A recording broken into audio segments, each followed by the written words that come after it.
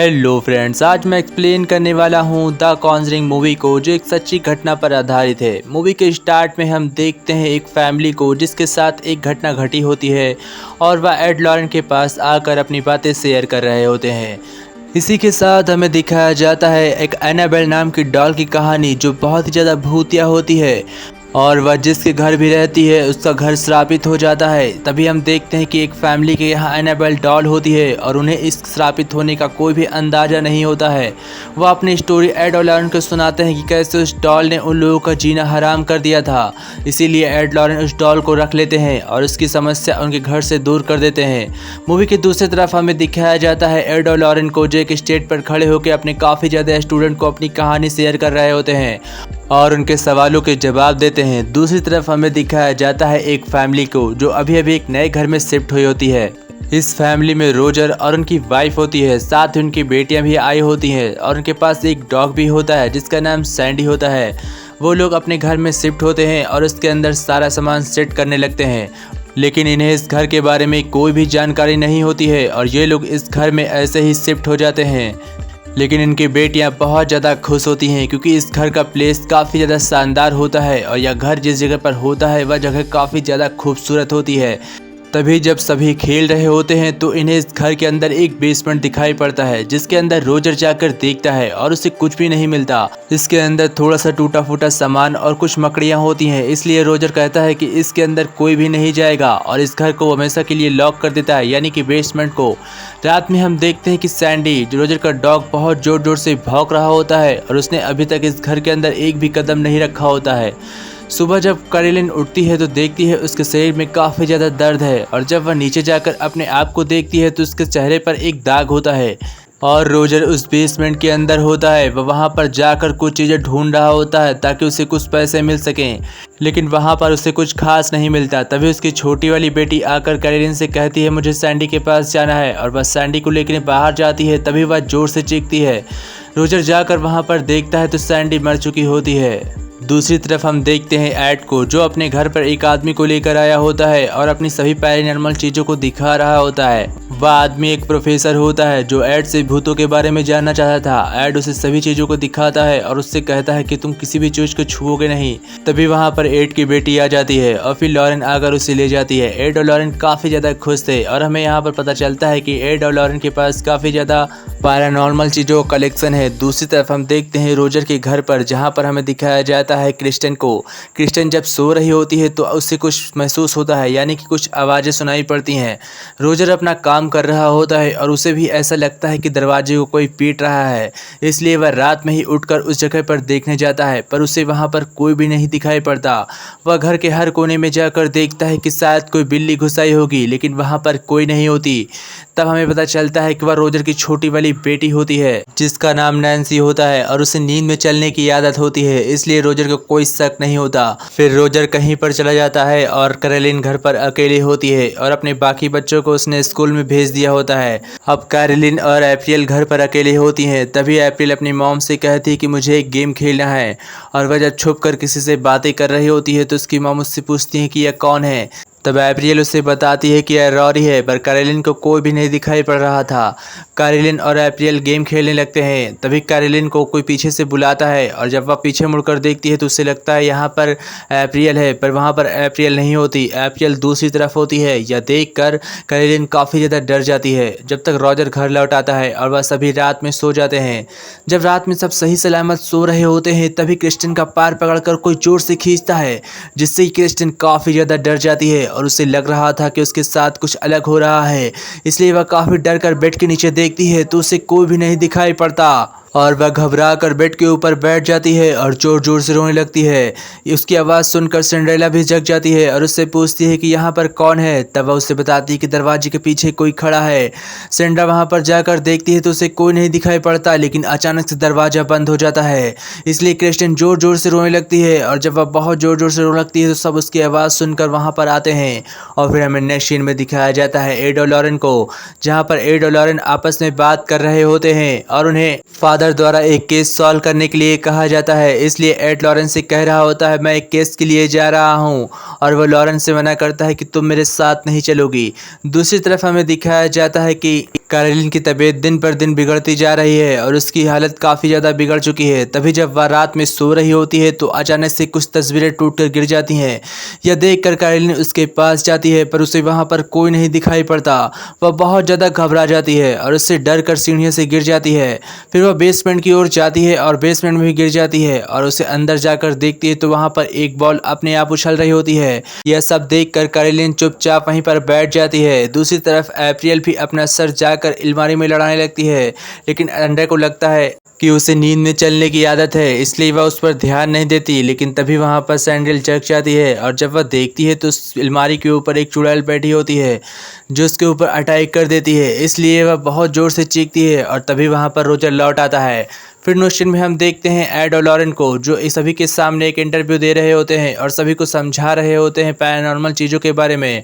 और उनकी class Caroline भी अटैक करती है। क्लास के बाद वह एड और लॉरेन से मिलने जाती है और उनसे रिक्वेस्ट करती है एक बार उनके घर आने के लिए।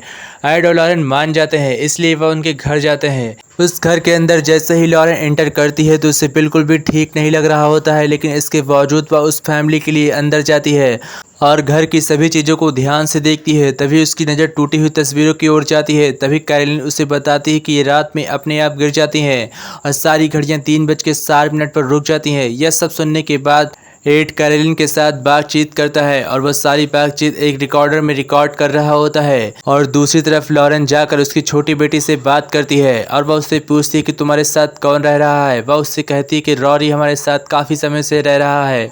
लॉरेन रॉरी की एक झलक देखती भी है, इसलिए उसे काफ़ी शक होता है और वह बाहर जाकर जब गार्डन में देखती है तो सब कुछ समझ में आ जाता है और वह जाकर एड को सब कुछ बता देती है कि यहाँ पर क्या क्या हुआ था। यह सुनने के बाद एड अब उन सभी परिवार को सुरक्षा करने का प्रबंध करने लगता है और उनसे कहता है कि मैं यहाँ पर कुछ दिनों तक रहूँगा।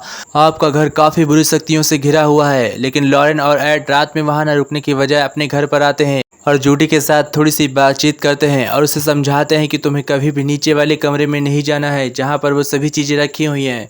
जूडी समझदार होती है और उनकी बात मान भी लेती है। तभी लॉरेन एड को उस घर के बारे में बताती है और उसे समझा रही होती है कि वहां पर ऐसी चीज़ें क्यों हो रही हैं और वह उन्हें बताती है कि वहां पर कई सारी पहले मौतें हो चुकी हैं और उन मौत का राज सिर्फ और सिर्फ उसी घर के अंदर है।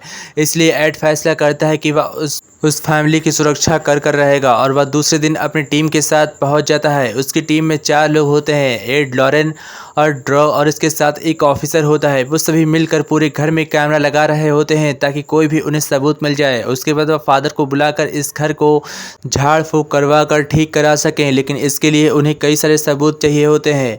इसलिए वह टेप रिकॉर्डर लगा कर रात में बैठे होते हैं और इंतजार कर रहे होते हैं कुछ घटना घटने का। जब आधी रात हो जाती है तो एड और लॉरेन जाकर उस घर के बेसमेंट में जाते हैं और वहां पर जाकर उससे कांटेक्ट करने की कोशिश कर रहे होते हैं, लेकिन कोई भी आत्मा उनसे कांटेक्ट नहीं करती। और एक दिन ऐसे ही बीत जाता है। सुबह होते ही सभी बच्चे बहुत ज़्यादा खुश होते हैं क्योंकि कई दिनों बाद उन्होंने इतनी चैन की नींद सोई होती है। सभी बच्चे रोजर के साथ घूमने के लिए बाहर चले जाते हैं और इस घर में अब सिर्फ और सिर्फ लॉरेन और कैरोलिन होती है। तभी कैरोलिन जब सो रही होती है तो एक आत्मा आकर उस पर हावी हो जाती है और इस बात का लॉरेन को पता चल जाता है। लॉरेन फौरन जाकर कैरोलिन से बात करती है पर कैरोलिन कहती है कि कुछ नहीं हुआ, सब ठीक है और इस वजह से लॉरेन भी उस पर ध्यान नहीं देती। तभी रोजर घर लौट आता है और वह जाकर एड से बात करता है। वह एड का शुक्रिया अदा करता है क्योंकि वह उसके घर आया था और उसने उसकी बेटियों को काफ़ी सुरक्षा भी दी होती है। और तभी रात हो जाती है। रात में हम देखते हैं ऑफिसर को। ऑफिसर जब किचन में पानी लेने के लिए जाता है तो उसे वहां पर कोई दिखाई पड़ता है, जिसे देखकर ऑफिसर जोर जोर से चीखने लगता है। लेकिन जब तक एड वहां पर आता है तो वह आत्मा गायब हो चुकी होती है और वहां पर कोई भी नहीं होता। तभी रोजर की छोटी बेटी को कोई आत्मा अपने वश में कर लेती है और उसे ले जाकर एक कमरे के अंदर बंद कर देती है। जैसे ही एड कमरे के अंदर आता है तो उसे वहां पर कोई नहीं दिखाई पड़ता और तभी उसे पता चलता है कि उसकी बेटी एक अलमारी के अंदर बंद है। वह उस अलमारी से बाहर निकालता है और फिर लॉरेन उस अलमारी के अंदर जाकर जांच करने लगती है। तभी वह अलमारी में गिर जाती है क्योंकि अलमारी का रास्ता सीधा बेसमेंट से जुड़ा होता है और लॉरेन सीधा जाकर बेसमेंट के अंदर से गिरती है और तभी उसके हाथ वह खिलौना लग जाता है जो रॉरी का होता है। वह उस खिलौने की मदद से देखती है तो वहाँ पर उसे कई सारी आत्माएं दिखाई पड़ती हैं, जिसे देखकर लॉरेन काफ़ी घबरा जाती है और वह फ़ौरन बेसमेंट से बाहर निकलती है। बेसमेंट से जैसे ही बाहर आती है तो सभी क्रॉस उल्टे पड़ने लगते हैं और सभी के सामने उसकी बेटियों को आत्मा टॉर्चर करने लगती है। वह उसका बाल पकड़ खींचती है। तभी लॉरेन उसके बाल काट देती है और उसे सुरक्षित कर देती है और एड रॉजर से कहता है कि अब तुम्हें इस घर से दूर जाना होगा। वह अपने परिवार को लेकर इस घर को छोड़ देता है और फिर एड और लॉरेंस सीधे जाते हैं फादर के पास। वो उन्हें सभी फ़ोटोज़ दिखाते हैं और सभी फ़ोटोज़ को देखकर फादर कहते हैं कि हाँ, हम तुम्हारी मदद ज़रूर करेंगे। फिर हमें दिखाया जाता है लॉरेन की बेटी रूडी को, जो अपने घर में होती है, लेकिन क्योंकि लॉरेन का एक लॉकेट उस बेसमेंट के अंदर छूट गया था, इसलिए रूडी की फ़ोटो उसमें होती है और रूडी के ऊपर अब खतरा मंडराने लगा था। वह आत्मा रूडी के पास आती है और रूडी को काफ़ी ज़्यादा डराती है, लेकिन तभी वहाँ पर लॉरेन पहुँच जाती है और वह अपनी बेटी को बचा लेते हैं। तभी रूडी उन्हें बताती है कि यह सब एनाबेल डॉल ने किया है, पर लॉरेंस समझ जाती है कि यह काम एनाबेल डॉल का नहीं बल्कि उसी आत्मा का है जिस केस को हम सॉल्व कर रहे हैं। तभी वहां पर एड को कॉल आता है और उसे पता चलता है कि कैरोलिन अपनी 2 बेटियों को लेकर उसी पुराने घर में चली गई है जहां पर एड ने जाने के लिए मना किया था। तभी एड अपनी टीम को लेकर वहां पर पहुंचता है और वह सब जाकर कैरोलिन को पकड़ लेते हैं। कैरोलिन को पकड़ने के बाद जब उसे वहां बाहर लेकर आ रहे होते हैं तो वह आत्मा कैरोलिन को बाहर नहीं आने देती। वह उसे बार बार खींच कर ले जाकर बेसमेंट के अंदर छोड़ देती है। ऐसा देखकर सभी लोग बहुत ज़्यादा डर जाते हैं और फिर एड फैसला करता है कि वह अब बाइबल पढ़ेगा, यानी कि उस लड़की का एक्सोर्सिज्म करेगा। कैरोलिन का एक्सोर्सिज्म करने के लिए एड अभी तैयार नहीं था, लेकिन उसके बावजूद वह एक्सोर्सिज्म करने का फैसला करता है। वह उस लड़की को कुर्सी से बांध देता है और फिर एक्सोर्सिज्म की तैयारी करता है और बाइबल पढ़ने लगता है। जैसे ही बाइबल शुरू होती है तो वह आत्मा जोर जोर से चीखने लगती है और घर के सभी दरवाजे बहुत तेजी से हिलने लगते हैं। यह सब देखकर सभी लोग घबरा जाते हैं और एड अपनी बाइबल नहीं रोकता, तो वह आत्मा बहुत ज़्यादा गुस्सा हो जाती है और वह एड के ऊपर वार करती है। वहाँ पर गन रखी होती है जो अपने आप चलने लगती है और वह हवा में उड़ने लगती है। यह सब देखकर ऑफिसर बहुत ज़्यादा डर जाते हैं और ऑफिसर के साथ रोजर होता है, वो भी बहुत ज़्यादा घबरा जाती है। फिर उसकी बीवी जोर जोर से हंसने लगती है और वह रोजर से कहती है कि अब कैरोलिन को तुम नहीं बचा सकते। तभी एड का असिस्टेंट ड्रॉय यह कहता है कि मुझे एप्रिल मिल गई और जैसे ही यह बात उस आत्मा को पता चलती है तो वह कैरोलिन को लेकर उसे मारने के लिए निकल जाती है। और जैसे ही वह एप्रिल को मारने वाली होती है तो एड की बाइबल पूरी हो जाती है, यानी कि उसका एक्सोर्सिज्म पूरा हो जाता है और वह सही सलामत बच जाती है। फिर एड कैरोलिन को लेकर धूप में आता है और उसके घाव अपने आप ठीक हो जाते हैं और इसी के साथ यह मूवी एंड होती है। लास्ट सीन में हम देखते हैं एड उस झूले को ले जाकर अपने कलेक्शन में रख लेता है और उस दरवाजे को लॉक कर देता है।